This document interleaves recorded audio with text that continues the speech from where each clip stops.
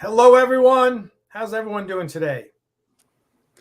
Good. I'm trying to figure out why the go live button didn't work for me. It's just not a big J night, I guess. Doesn't like you. Did you pay your taxes? Looks like it didn't like your red shirt. Did I pay my taxes? Yeah, and I am wearing a red shirt, so that's probably what did it. That's probably Who it. knows? That's probably it. By the way, I'm having two new snacks today. Always in the interest of snacks. I've got these were at Costco. Sweet potato chips. Ooh. Fried in avocado oil, which is ridiculously healthy, right? Like most of the time, any chip you get is fried in shit. It's fried in seed oil, and that's what's bad about it. Like it's not the corn in the corn chip that's bad. It's that it's fried in shit. You know, these are fried in avocado oil, which is just like stupidly healthy. So that's one, and the other is, you know, the big thing these days are like cheese crisps because there's no carbs in them, right? Mm-hmm. You've seen them all over the place, but most of them you get tired of them. These are pizza flavored, and so there's like tomato and basil, and they're awesome. So anyway, that's what I'm snacking on. What are those? Like what brand? What's that? What brand are those? What are those? You know, I don't know, but I'll photograph the bag when I go downstairs and send you a copy. How's everyone doing? How's the? I got to ask Alexander. How's your little one doing? I know you said you visited him today. Yeah, he's doing fine. He's almost rolling over now, so he's found his feet and trying to fit them into his face, which is quite funny to watch. And he's now 10 pounds 9 ounces. Wow! So, considering he entered the world at 1 pound 6, I know, crazy. That's amazing.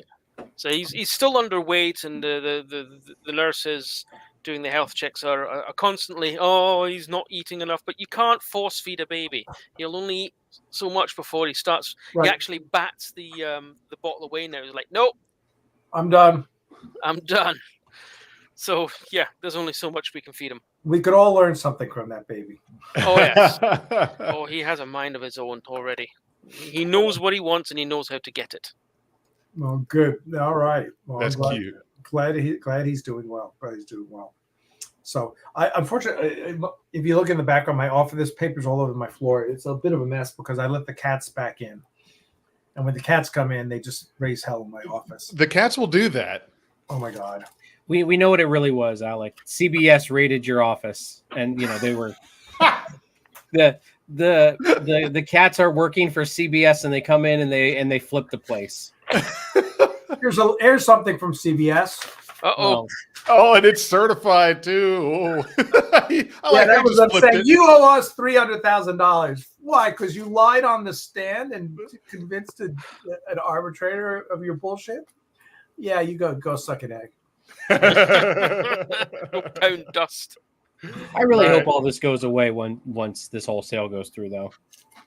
I hope so too. Right? Wouldn't it be nice if CBS Skydance had? I think. Listen, I'm hoping they have a different attitude. Right? It's hard to believe that when you look around at all the studios and the way they treat fan films, it's like we got the short end of the stick. We got we got the two studios who have the worst attitude about fan films, and it's weird because Mark Edward Lewis met someone who worked at Paramount who loved Axanar. We're like, wow, you need to get promoted. Yeah, really. It's not the staff on the ground at CBS or Paramount. You know, it's the bigwigs, the people sitting behind desks who think they know it all. You know, they've still got the Neanderthal thinking of, ugh, it's my property. Rather than embracing, they're going, no, this is our property. You go away. Right. Are you talking about the billionaires that reward hard work with the pizza party? Are those the people we're talking about? Yeah. No, these are worse. These are ones that serve cease and desist to the people doing the hard work. Oh, gotcha. Yeah, of course, them. They don't want to give anyone credit for keeping Trek alive other than themselves. They want to keep patting themselves on the back for keeping Trek alive for all these years when they damn well know that it was fan film creators and fans that kept the franchise alive. Between 1960. When did it go off? The original series went off there in 68, right? 68 or 69. From 68, and they had the animated series all the way up to 69. Yeah, 69. Was it 69? Okay, 69 68, all the way up 69 till 79 when the movies started coming out, and then TNG and kept it all the way through there. Then the fans kept it alive from the end of Enterprise in 2005 all the way up to 2009 ish when the movies started coming out. But I still wouldn't say the resurgence of Trek came until the CBS All Access and all that. But fan films are always the things that have been keeping Star Trek alive. The fanfics, the fan films, all of these things. The fanzines back in the 70s and 80s. It was fanzines. Yeah. The extended canon, the books and stuff like that, even though those are still somewhat official, you can still see that's what's kept Trek alive all these years, not the executives. The executives weren't sitting there on Star Trek doing CPR going, come on, Trek, give us a couple more years, a couple more episodes. No, they were, as soon as the fan base turned their back on Enterprise, which they did. I was around for that. They dumped that as soon as they could. There were people. I said, yeah, what a shit show during the time of Enterprise. I mean, you brought in basically someone that disliked Star Trek with a passion to run CBS, and the fans. This was the earlier, well, I wouldn't say early days of the internet, but it was the early-ish days when it was cool to bash TV shows, and Star Trek Enterprise just got lambasted constantly. So all of these people that are like, oh, we should have got a 5th season of Enterprise. No, you're the same ones that bitch and complain about it the entire time and helped get it canceled. Yeah. Don't give me none of that. We should have got the silent majority enjoyed the show for what it was. Yeah, and it was just the verbal minority that got it canned. Well, I think ratings did that too. As I said, yeah. I agree. And they rigged the ratings. They scheduled it. They put it on a schedule which had it or later at night, so people used TiVo. I think was the American thing back in the day. The ratings did not take TiVo into account. It's only live viewings that they took into account, and the CEO knew that. So how can I get this shit canned? Have the ratings drop below. They put them on Friday night? Wasn't that Friday night when they moved Friday night when everybody else is busy watching football or something. I don't know what. I mean, I was watching Star Trek. I wasn't watching football. That's for damn sure. I'm glad you said football, real football, football, actual football, American football. Wait, not soccer? You mean rugby for pussies, right? Yeah. Boo! Get this guy off this live stream. Our rugby players don't have all these teeth. Your rugby players don't have teeth. Well, they do, but they're not their own. Rugby is 80 minutes of pretending not to be injured. Right. Yeah. They're all running around with bloody noses, and they've all got. If you look at them, they've all got cauliflower ears from all the tackles and stuff like that. Those are true sportsmen. Not these $1 million paid prima donnas that they roll around on the ground as if you've just chopped their leg off just because someone brushed past their shirt. Right. Oh, you mean? I mean, I'll agree with you. These people get paid way too much to pretend like they know what they're doing, but fan films is where it's at, and I'm hoping that we get. I'm hoping that we get someone in the head seat there at Paramount/CBS that understands that and appreciates that. Yeah, that would be nice. That would be wonderful. I don't expect it to happen, but you never know. I don't know. I mean, Alec, what do you think? Like, let's realistically, I know we talked about this a little bit last week, but Alec, what do you think? Like going in, let's say the merger and everything goes through. How do you think do you think they'll just keep the status quo with Skydance? I don't, because there's no. Look at it this way: the current philosophy of CBS and Paramount towards fan films is part of it is hands off. It is basically we came out with the guidelines. We're gonna leave them alone, except Axanar, and we're gonna fuck with those guys as much as possible because they had the nerve to make something good, and then they had the nerve to get a law firm and fight us when we sued them, and that cost us a couple $1 million. So we're gonna be assholes. That's their fault. So new regime comes in. They've got no animosity towards us. They've got no animosity towards fan films, and David Ellison's a Star Trek fan. So you would think that the logical thing is to say, well, let's just be, let's cultivate fan films. Let's take a Lucasfilm-like attitude towards fan films, especially if it costs them nothing. Why would they antagonize fans? I mean, if it costs them nothing to be nice to us and to have us sing their praises and so on and so forth. And the fans are footing the bill. Yeah, I listen.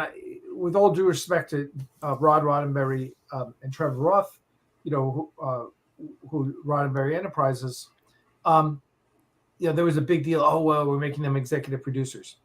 Well, they did that so they could reclaim all the license rights from Rod, because they were out making all the, they were making all the replicas and all that stuff, and they had some sort of license, Gene Roddenberry legacy license deal.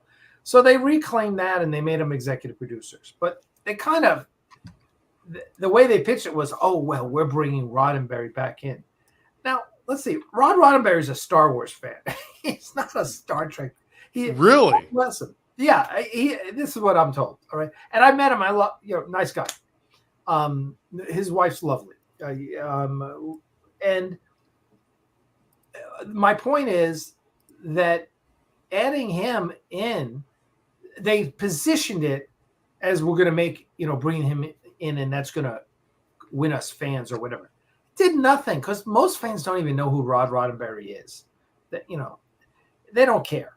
And again, with all due respect to Rod and Trevor, and I doubt they had much input at all in anything that was done. Those titles are just honorary.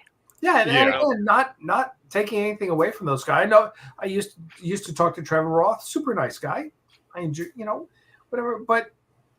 What did it do? So you look at it, if you're going to take over Star Trek, especially if they're getting rid of Kurtzman, right? Because I'm hearing that Skydance doesn't like Kurtzman. That's what I heard. Really? Oh, may or may not be true. So let's put big disclaimer here.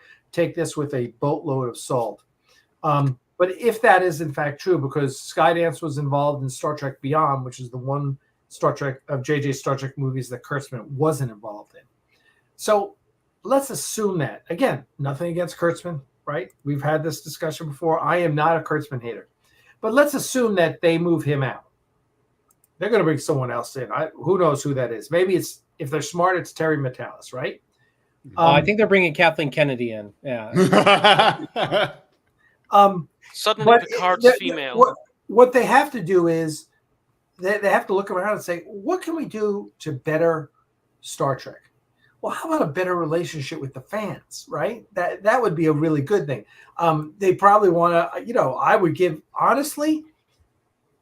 give Creation the license back for Star Trek conventions. Now, I would, knowing Creation and knowing the complaints that everyone has about Creation, who do a wonderful job. Again, don't want to get on money Gary. grabbing Ferengi. Gary, I don't want to get on Gary and Adam both, because I mean I've known Gary for 30 years, and Adam's a super nice guy, but there are issues with him. So I put some constraints and so on and so forth around him. That being said, what's the easiest thing they can do that costs them nothing? The easiest thing they can do is getting good with the fans. Yeah. The hardcore fans. If you win over the hardcore fans, everything else is easy. That's not saying that you're going to make Star Trek fan films and put them on, CBS All Access or Paramount Plus or whatever the hell it's called this week. But just how about some outreach? How about some positive news about what you're doing with fans? It cost you zero. Benefits would be enormous. So I think that is I think the best case scenario. What I would want is for them to reach out to not just fan films, but fandom with open arms and say, hey, we're going to all take Star Trek into its next phase, whatever that is. You've had the Kurtzman phase, good and bad. Let's take it to the Skydance phase, whatever that is. But I think if they embrace the fans in an interesting and unique way, then that will just inure all those benefits inure to the franchise. And I've said for 10 years now, I said I have nothing against Star Trek the IP. Right? I love Star Trek. It's my favorite IP. Maybe it's my second favorite, but it's behind Marvel Comics. But I can separate the IP from the IP holder. CBS and Paramount are just the current holders of the intellectual property of Star Trek. And soon it's going to be Skydance, who owns Paramount, will own Paramount.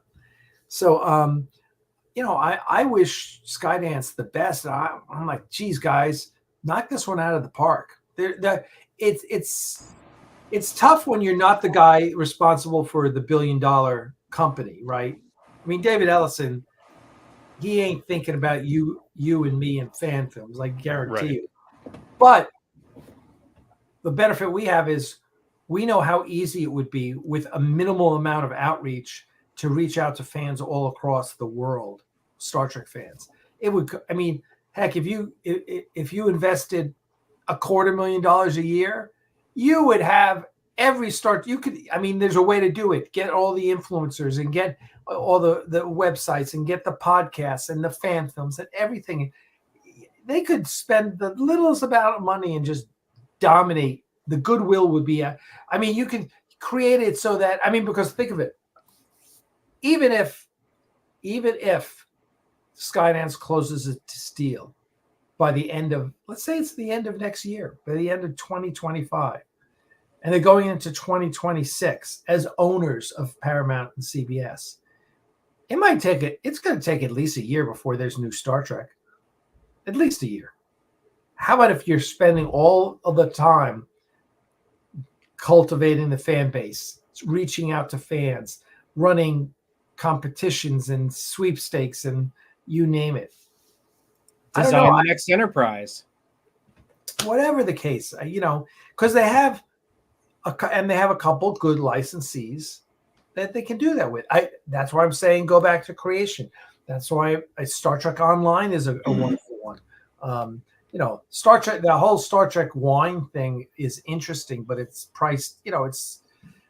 They need to come out with a 12-pack of Romulan ale or something. Or a 6-pack or something more expensive. But they have some licensees who are good, who they can do things with, and so anyway.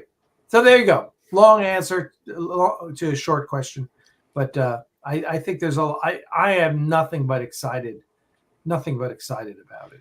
And it kills me that they're not. There.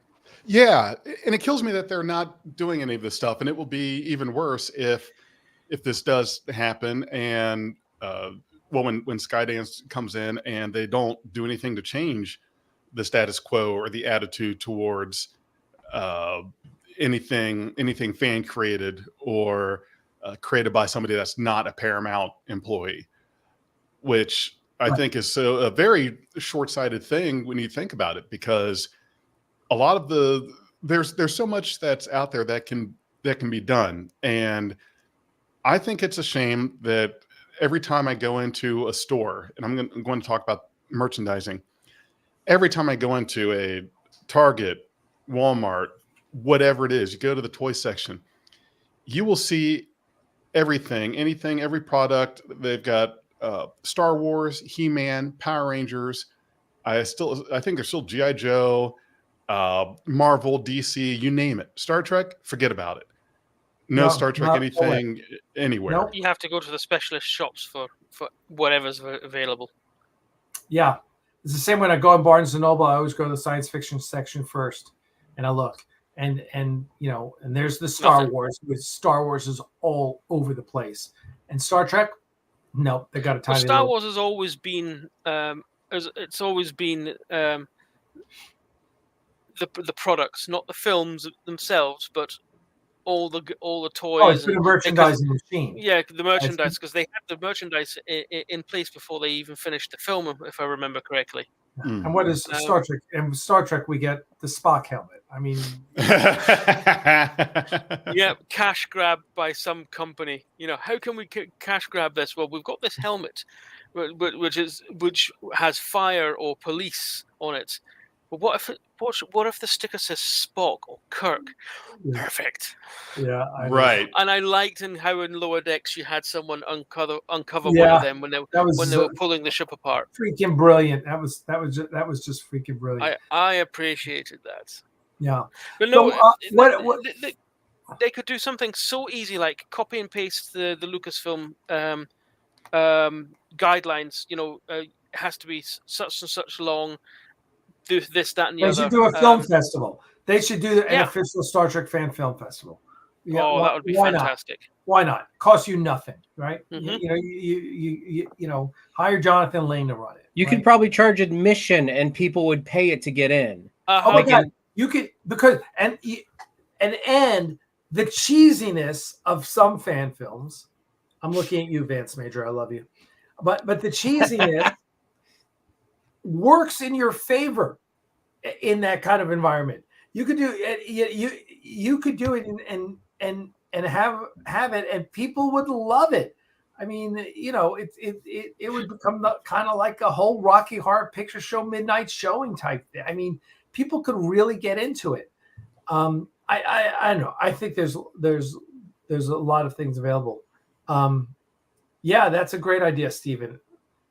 An Enterprise movie with this Zin. I just think a lot of the actors are too old, unless they age up unless they do an Enterprise movie where it's like 30 years later. Yeah, like 30 years later. I feel like they've aged quite a bit, and I'm not saying they're old, because I know some of the cast were pretty young when the show was going, but who are you talking? Which cast are you talking about now? The Enterprise cast. Cast of Enterprise. Oh, Enterprise, yeah.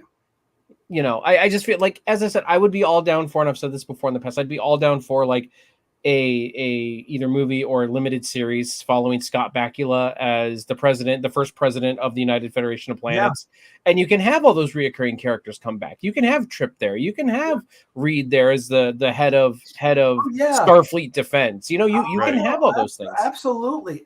Absolutely. I mean, think of, you had Picard season 3. Right, you could do the same thing with any show and have, and so yeah, I think Star Trek just needs to be mined correctly, and that's a product of intelligent leadership, TV, I was going to say filmmaking expertise, and a passion for the project. I mean, if we look at Kurtzman and we look at and if we look at all the Star Trek we've seen since 2009, when they relaunched it, between JJ and Kurtzman, well, neither of those guys were hardcore Star Trek fans, right? JJ is a Star Wars fan. And JJ is a Star Wars fan. Yeah, absolutely.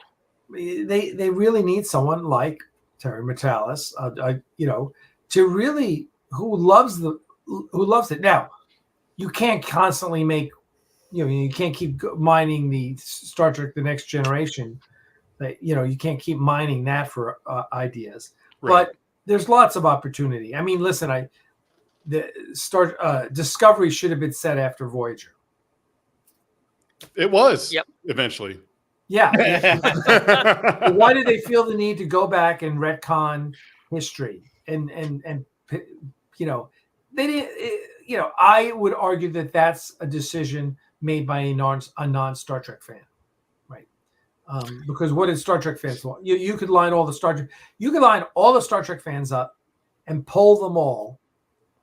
And that was not the idea that they wouldn't go back in time. What? Why would you go back and retcon everything and just set it after Voyager? We want to know what's going on in the Federation after Voyager, because that is the Star Trek that people cared about. Well, for some reason, it seems to be that it's either cool or in fashion to have your show somehow based on the original series, but not be the original series. And I mean stuff like have it in an alternate timeline, in the case of Kelvin timeline, or have it take place before the original series, like Discovery and Strange New Worlds, Enterprise, if we want to go back even further. So there seems to be kind of this fulcrum point that is the original series. And for whatever reason, we feel like the Star Trek to have is anything that takes place before or is tied to the original series. That's not the way Star Trek worked for. It shouldn't be forever. TNG, Deep Space Nine, Voyager, even Enterprise. None of those really, they kind of touched on it. You'd have a Relics episode, or you'd mention Kirk in Naked Now or whatever. Mm-hmm. But they were able to do it so effectively for so long, that I don't, and now they're talking about that the new Star Trek movie is going to go and tell the story of the origin of the Federation or whatever. Oh, give me a break. Really? Yeah. Which I get back to what you just said. I think, Jeff, was like, do that as a 6-episode miniseries with Scott Bakula coming back as president. Yeah, that's right. That's what you do. But by the way, Brian Simpson is there. Hail, Brian Simpson. It's good to see Brian Simpson. It's good to see you from Ventura. It's good to see you. So I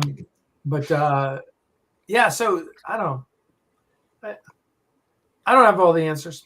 I would have to tell you, I am so not excited about a movie around the formation of the Federation. That just gives me such a who cares vibe. Now, it'll be such a dry subject as well. Yes.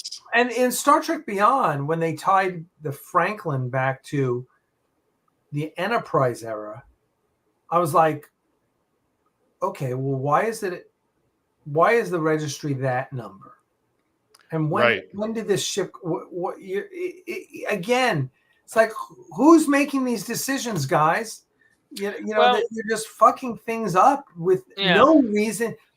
Again, Discovery should have been set after Voyager. Yep. Then you could have had all the Voyager people guest star in it. You could have anyone you wanted guest star in it.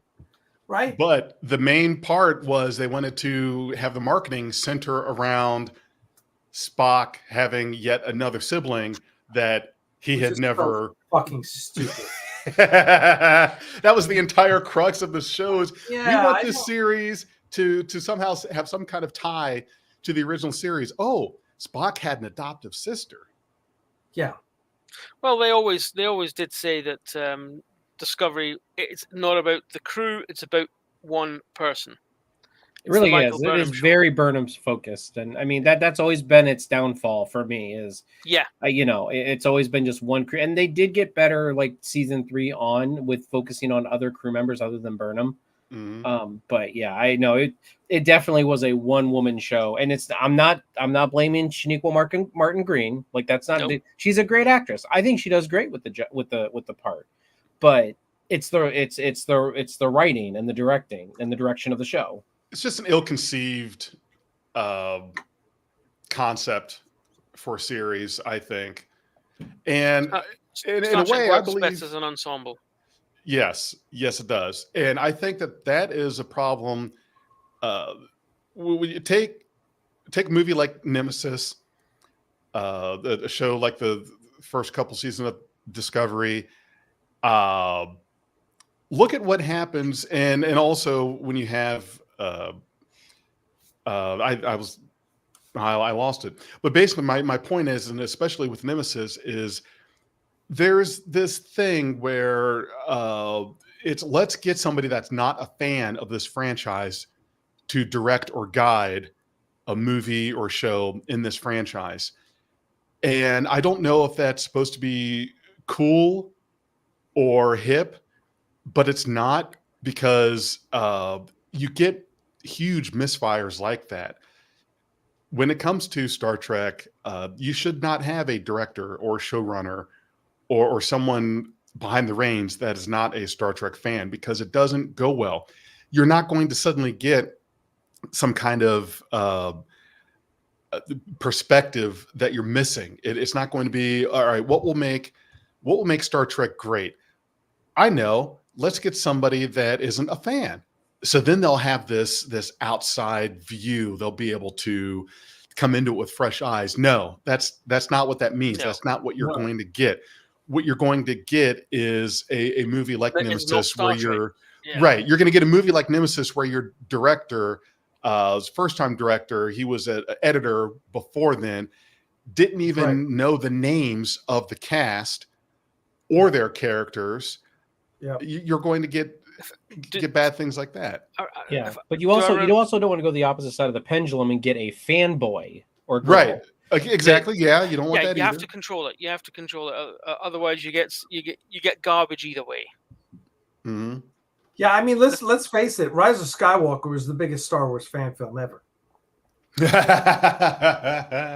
Made a lot of money, and it made. Speaking of using, make a lot of money. I would argue the best thing. What? Sorry? I would argue the best thing about Force Awakens, it was the trailer. I think it was all downhill after the trailer. Like the music in the trailer sold me. Yeah, the trailer. Poe Dameron sold me. I love Poe Dameron so much. I would watch a whole Star Wars trilogy based on him flying that X-wing around. I love Poe. Oh, that's interesting. Okay, fair enough. That's interesting. But touching on the bringing a director in that's not a fan. Look at what they've done with Ahsoka. What's her face? Leslie Headland, I think.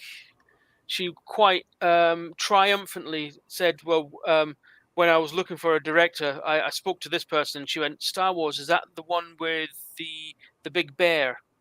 And she went, "You're hired." Oh my god! Like, oh my goodness! Wait a minute. Why? Who did Ahsoka? No, you mean the Acolyte. No, the Acolyte. Okay. Oh, I was just going to say, I'm like, Acolyte, I'm pretty sure was done by people who knew Star Wars. Wasn't that Filoni? Ahsoka was done by people who know what they're doing. But the Acolyte is, the writers and the directors are all non-Star Wars fans, and it shows. Well, okay, so I know this is a Trek podcast, but can I say something about the Acolyte really quick? I'm not going to do spoilers. I'm just going to do generalization. Let's hear it. So the Acolyte, I get what they were going for. I think it was just poorly executed. I actually like the premise of the show. I actually like what they were going for. I just think that a lot of the facets that they were trying to put in place were poorly secured, and they weren't there wasn't much grounding there in the Star Wars universe for it to really hit home with the fans. Mm-hmm. And I did like the fight scenes are fantastic. The choreography is great in that show. Yeah, it is. It really is. The lightsaber fights were awesome. Yeah, but the story and the premise, just everything was just poorly executed, and that's the saddest part because I liked the premise I liked what they were going for. I liked that they were but and especially it said 100 years before the prequels. I like that because I'm like, man, get out of the Skywalker saga. Just get out. Yeah. I don't want no more Skywalker nonsense. Mm-hmm, give me some, it's just everything around that was just so poorly executed. It just couldn't save it. And they got out of it by playing with the concept that was introduced with the Skywalker saga and the prequels. Like, they just can't fully get away from something that is known. Star Trek does the same thing. It's like there's always this last second fear of doing something completely new or different. There's always this tie-in. Discovery couldn't do something new and different because it was a prequel, and they tied the whole thing around Spock having a sister suddenly. And the Acolyte had to tie itself around a concept that was raised in the Phantom Menace, with the Force, someone being powerful enough in the Force to be able to create life. A concept that was created in the Phantom Menace with Anakin Skywalker. So you get these things. You're hiring people to direct and run that aren't fans, that don't know the content, and then even if you do, you don't quite want to fully embrace doing something that's different. It's like our show or our movie will not be successful if we don't tie into something that is previously known, whether it's by name or by concept or a cameo or mention or something. What I think works really well, and it works here in Star Wars, is finding that piece of it and exploring it. So the Mandalore, right? The Mandalorian, it's the legacy, the history of Mandalore, right? That's interesting. Lots of people care about that. So how about exploring it? I mean, I want to see, I don't have time to read the books, but I'd love to learn about the High Republic. Give me more info about that. I think and Star Wars is so beautifully built that they could go back. It's that. Think of it this way. You think of Yellowstone, and Yellowstone has like what, three prequels that have come out about it. Something crazy. Star Wars. You could have a series about different time periods for the rest of time itself. Can I throw a counterpoint out for you, Jefferson, though, about you were talking about, being its own thing? Sure. But here we go all the fans are talking about Starfleet Academy. And I get it. It's in disco time and people want to get distance from disco. However, they are trying something new. This is a completely new concept, conceptually in the Star Trek universe. Starfleet Academy as a show has never really been explored. Even Lower Decks technically was something different. It was, these people had already graduated. They're not little peons. They actually have duties on a starship. They're just peons. But the fans are already turning on Starfleet Academy. And I know why. It's because they want Star Trek Legacy. And I understand Star Trek Legacy. I know what, I don't mind it. If they announce Star Trek Legacy tomorrow, I would be thrilled. But the problem is that now they're like, they want Star Trek Legacy, which is kind of same old Trek, if you think about it. Yeah. But yet we have Starfleet Academy. That's this new thing that is a new format that is going to be something different. And the fans are already turning on it. And I just don't understand why. As I said, the only thing I can do is that they hate disco so much that they don't want it because of that. But yes, the reason that fans already dislike Starfleet Academy is because it has even one iota to do with Discovery, and because the it thing was to hate Discovery. That is why. Now, I'm not a Discovery hater. I thought there were a lot of questionable things that happened in the first season of Discovery, but I'm not a Discovery hater. Starfleet Academy is a spinoff from Discovery, and because of that, that's why Starfleet Academy is disliked already. And the thing with that I'll make the point, if Star Trek Legacy were to happen, it's going into it not trying to avoid those past tie-ins. Like that would be the entire concept behind it. It's not doing something where it's okay, we want to do this new show and use past Star Trek as a crutch. It's not using it as a crutch. It's full on embracing it.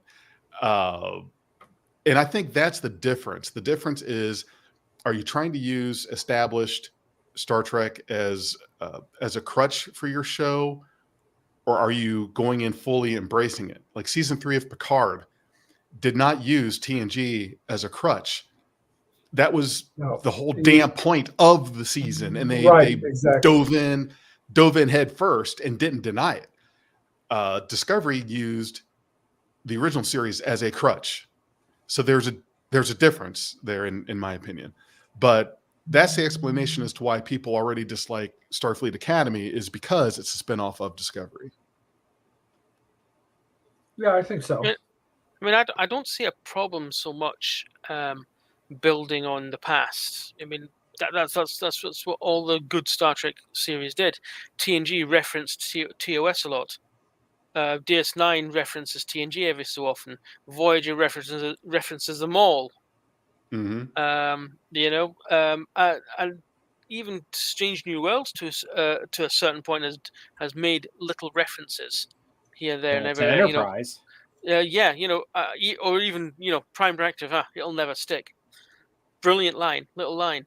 I don't see a problem with that at all, and I'm going to give Academy its chance. It might turn out to be Beverly Hills 90210 in space, at which point I'm just not going to be interested at all.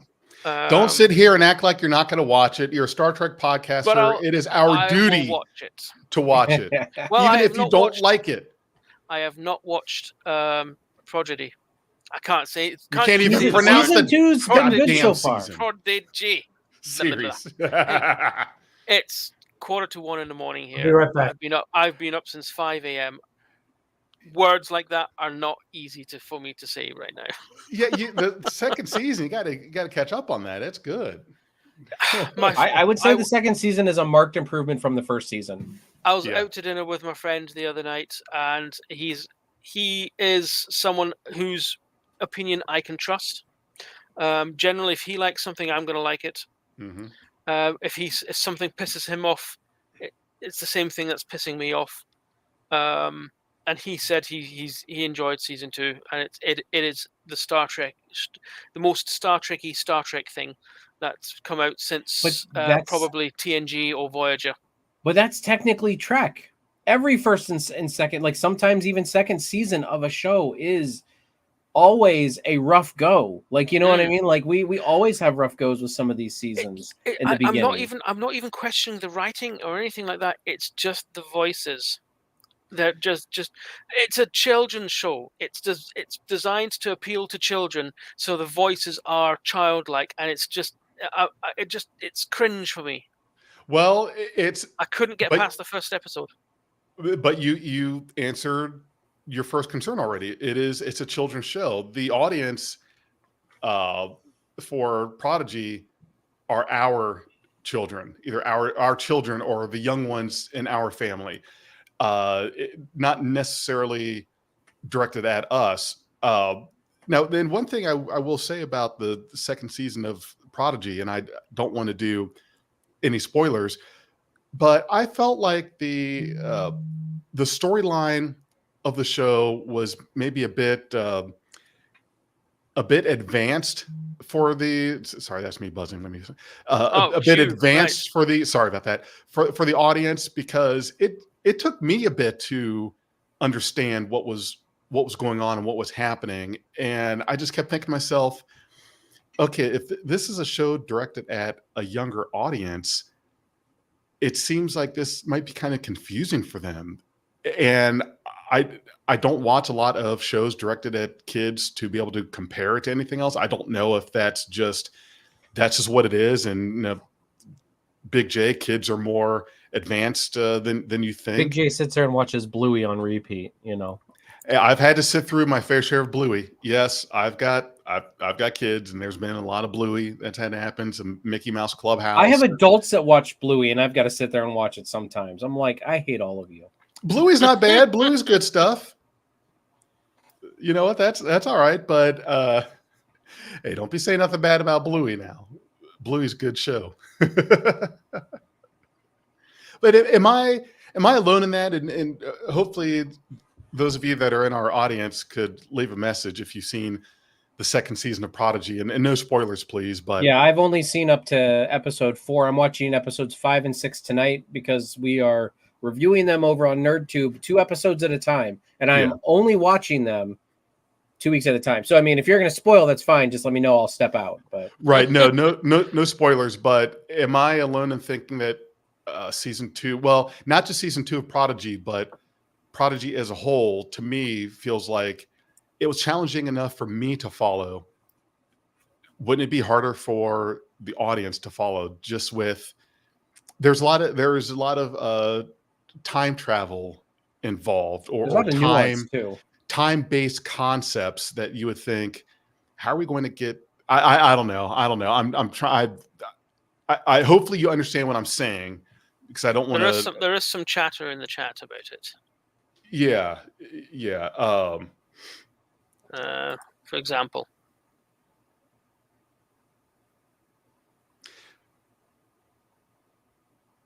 Yeah. So yeah, that's what I'm being told as well. Once you get past the first couple of episodes, it starts picking up. I would say get to like the middle of the first season, like episode 9 and 10 is like kind of is where you need to be in order for it to start being okay. Like, as I said, the first couple episodes for me were pretty cringe. I was sitting there and I was like grunting my way through it.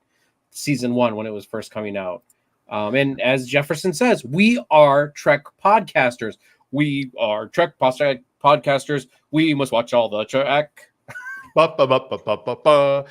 And it's not so much the quality of Prodigy I'm talking about, whether you think it was good or bad.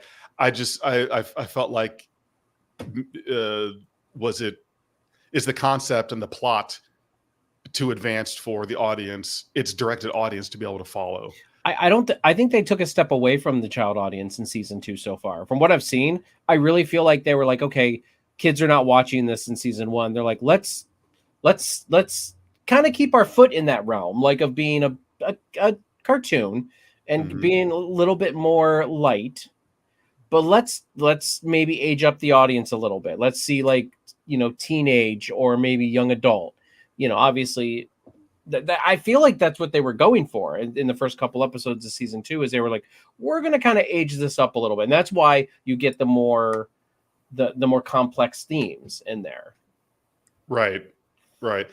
Time travel is a very tricky concept. And I just thought, kids aren't going to understand the whole, they get some elements of time travel, but Star Trek goes deep into that stuff, and they can make it confusing. I mean, it took me. Janeway can make time travel way confusing. Oh boy, yeah. As a kid, sometimes some of the technicalities of Star Trek went over my head, and then years later I watch it and I'm like, right, I get it now. Right. So there's always been that bit, because Star Trek it's science fiction. It's based on science.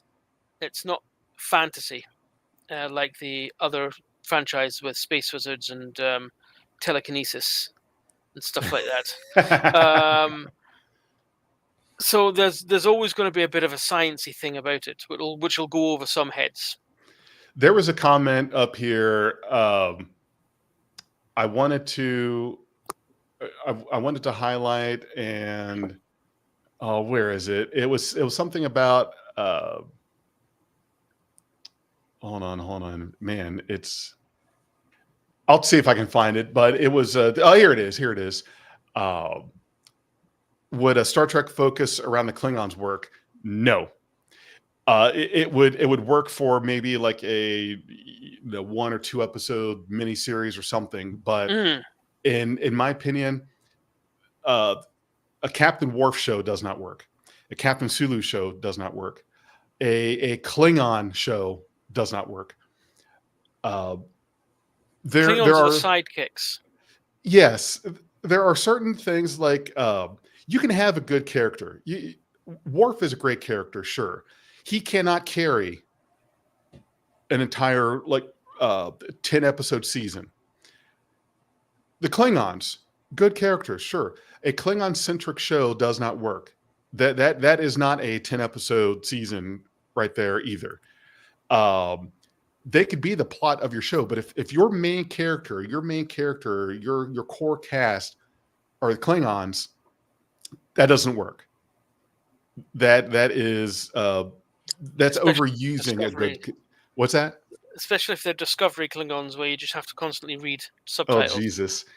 Exactly. Yeah. Don't ask for something if you're not prepared to get that as a possibility. It's like, yeah, we want a Klingon show. Oh no, but not like that. We didn't mean like that. I think the Klingons they're best as the sidekicks. Like it's kind of like Jack Sparrow in the Pirates of the Caribbean. It's not the Jack Sparrow show, and once you did get a Jack Sparrow centric movie, it flopped. Well, didn't flop, but it didn't do as well as the others, where he was merely the side show. Right.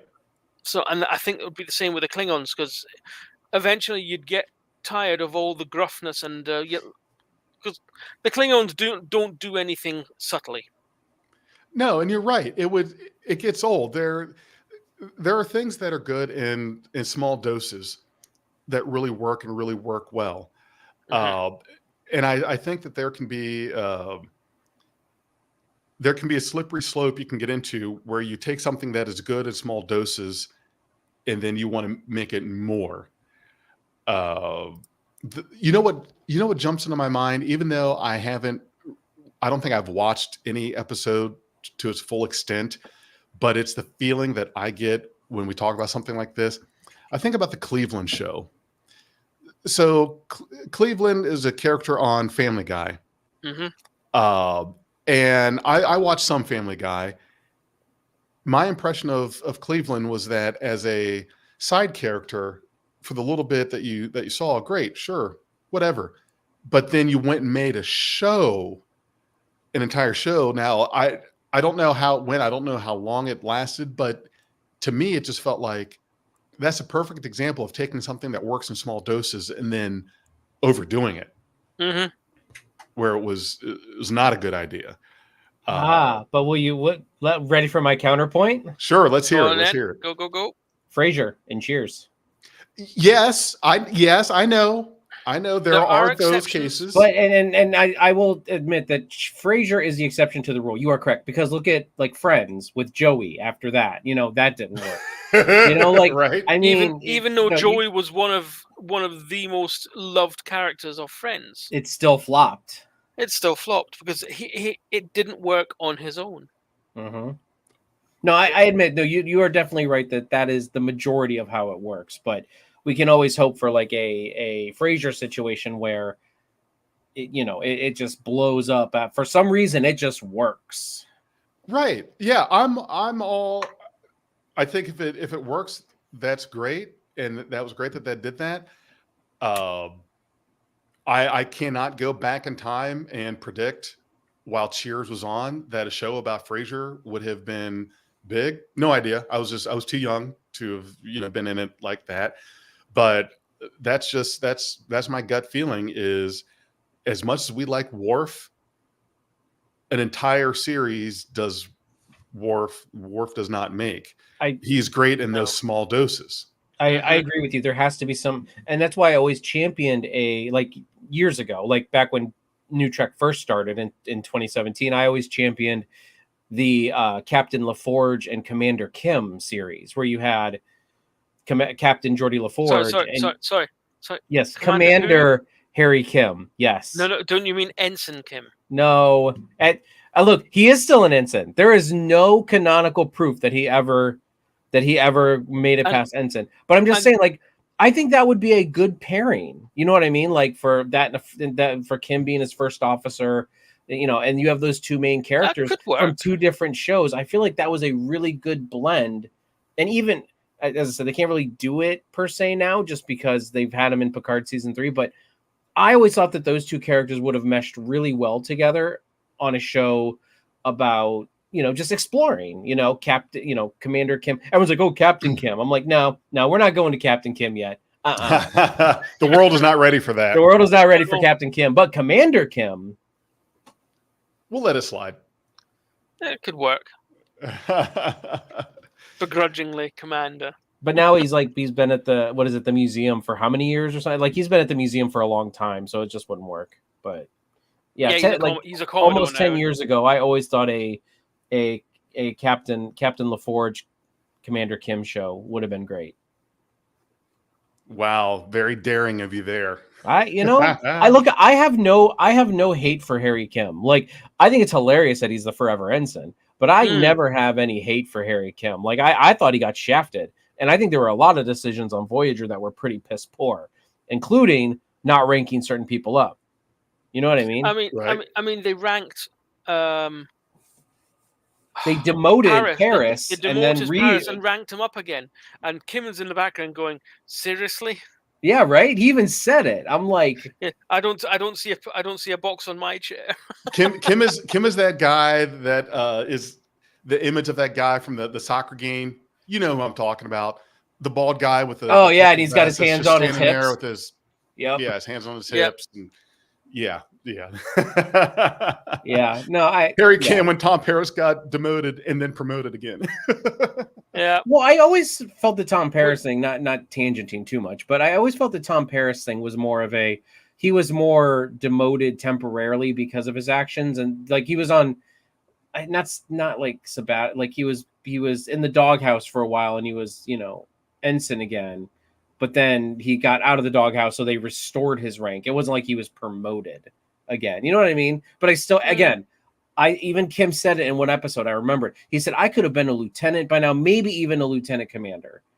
I think it was in season 7 when he said it. And I'm like, hell yeah, dude.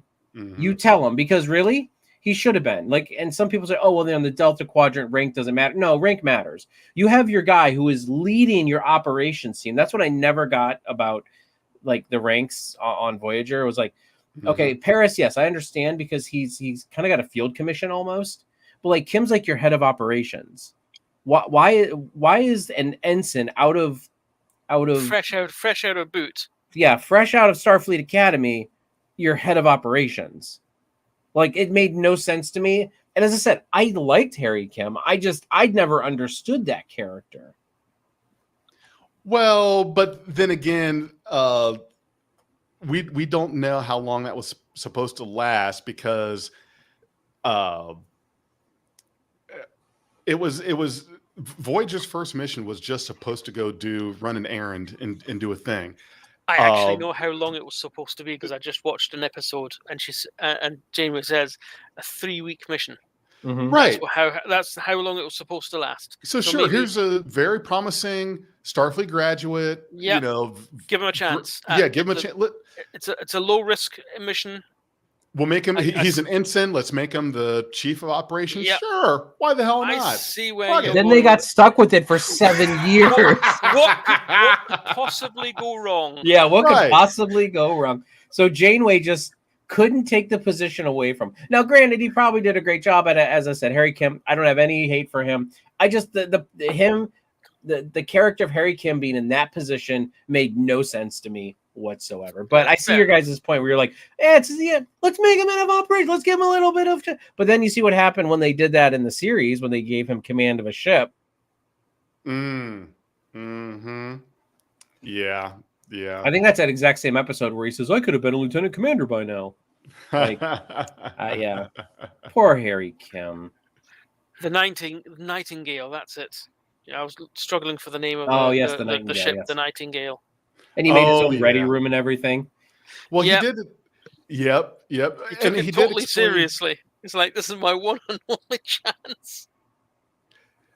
He explained the whole thing to his mom in an episode where the crew all got some time with the Hirogen communication platform. I'm trying to remember the line he said, because his parents, his mom asked him why he hadn't been promoted, and he said, it's a small ship. There are only so many senior positions available. Something like that. Yeah. I still don't get that, because you can still, like, if you are up for promotion, like, you can still be promoted and be in your same position. You know what I mean? Like, it makes no sense, because on TNG, let me see if I can find it here. Most people towards the end of the show were commanders or lieutenant commanders. Even Worf made lieutenant commander in Generations, right? Yeah. Or was he full on commander? It was Generations. He got commander. He was lieutenant and became lieutenant commander in Generations. Yeah. In Generations. So, like, everybody, everybody was up at lieutenant command, and I get it. Like, there's more positions on the Enterprise D, but all these people were still in the same position that they had been in since season 2. Geordi was still chief of engineering. Worf was still chief of security. Well, but there's a difference. There's position is one thing and rank is another. I agree, because actually in Scouts, I'm heavily involved in Scouts my entire life. And there's a difference between rank and position. And that's but that's what I'm saying. But it doesn't make sense for Harry Kim because you can't give. So if anyone knows Scouts, you can't give SPL, which is your senior patrol leader, the rank, or you can't give them that position if they're a tenderfoot scout, which is the second rank. So that's what I mean. It's like, I mean, you can do that, but you shouldn't. So you're probably right. They probably were just like, oh, it's a pretty short mission. Let's give this little kid a little bit of, gumption. Let him get his feet wet. And then they were stuck for 7 years. It's a 3-week low risk mission. Oh, here's what he said. Here's what he said. He said, hold on. It's a small ship. There are only so many command positions available. So that was his response to but his... he's in a command. He's lead of operations. Like he's already in a command position. He's talking to his parents who don't know shit about rank. Yeah. So, well, and that's why I agree with you on the rank versus position thing. Like there are those are two different things. I mean, Tuvok went from lieutenant to lieutenant commander and still had the same position. Mm-hmm. Yes. Well, but that was Harry's response as to why he hadn't been promoted. I wouldn't see that as an official answer. More someone trying to dumb down something to his parents who don't understand rank. When he said command positions, I think the way it was meant, if I'm interpreting how it was written, was that there still has to be an underling. Somebody still needs to be the one to do the work. And I don't think if Harry wasn't the ensign and he was the lieutenant, well, you're still going to have someone do the work. So are you going to have any other ensigns? Is he the only ensign? Is there a need for him to be a lieutenant and then to tell the ensigns what to do? Hang on, is anybody else in Voyager an ensign? They're all crewmen, aren't they? Right. They're all, so he's literally the lowest command rank. Yes. For 7 whole years. 7 goddamn years. It's a shame. Oh, poor Harry. Brian, I would talk about the patrol method, but I think it's you already gave us a time check, and I mean I'm pretty sure Jefferson's is chopping at the bit to chop off. Yeah. We're gonna have to abruptly end this live stream. Yeah, because is the black van outside again? I heard something screech to a halt outside. So as long as you don't hear hut hut hut hut hut hut hut hut hut, hut. You should be fine. You're not. Hear something bang against the door. Hear universal key clonk. You're being swatted. Is there any certified mail in the mailbox? Better check for that. Make sure. Is there anything I have to sign for? Well, that's why Alec had to go. Alec, they were probably pounding on his door and saying, "You didn't open your certified mail yet." We saw you throw it on the floor. Yeah, we saw you throw it. We're watching you. We've got fake lawyers watching your stream. We saw you throw it on the floor. Oh, that's killing me. Oh my goodness. Oh yeah. So okay. They were talking about the bullying guy being an ensign. I mean, okay. Like we saw him twice. Was he an ensign or was he a crewman? I know it's from the training episode, the training day episode. I know it's. I know that it was Wildman. Naomi Wildman's mom was. Yes. She's referred to as Ensign Wildman. Mm-hmm. Yes. Mm-hmm. Oh, that's it. This is what was it? What's her daughter called?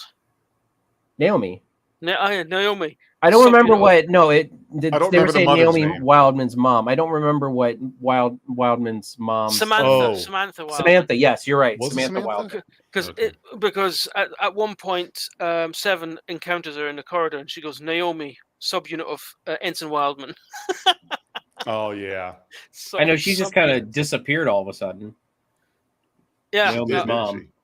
I think she came back for like 1 or 2 episodes later on. You see her every now and then, but like you saw her a lot more in the early seasons. I like Naomi Wildman's mom's or Samantha Wildman. There were characters on Voyager that really should have just got more shine than they did, and they just didn't. I mean, the first officer's one of them. I mean,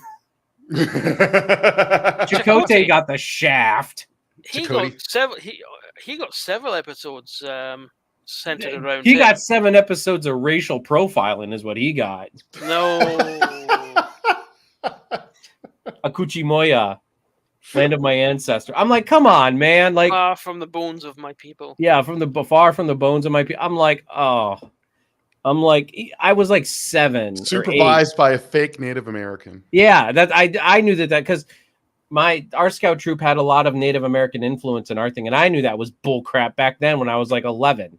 So, you called it out at a young age. I called it out at 11. I'm like, what is he talking about? Like, I felt bad for Beltran on that one. Like, he got the shaft in that show. And anyway, we could do a whole episode talking about the problems with Beltran's character, Chakotay. If we can remember that, we'll do that next Wednesday. Yeah, next Wednesday. All right. Well, thanks everyone for joining us tonight. It was a lot of fun. Love sitting around and talking Star Trek with all of you. And please keep up on Axanar News. We have the Axanar Newsletter, which you can see down there on the bottom of your screen, axanar.com/newsletter, to keep up with the ever popular question, when is it coming out? Well, follow the newsletter. That's where you'll get all of the information on Axanar. And of course, if you could, please become a member of the Patreon. That's patreon.com/Aries Studios. And we're going to be here again, hopefully again next Wednesday, to talk about more Star Trek stuff and all of that. And hope everyone has a great night. Peace. Live long and prosper. That's the wrong damn thing. Where's the you know what? You would think that I remember how to close a live stream, but you couldn't even go live. That's all, folks. That's how we close it. Yeah, really.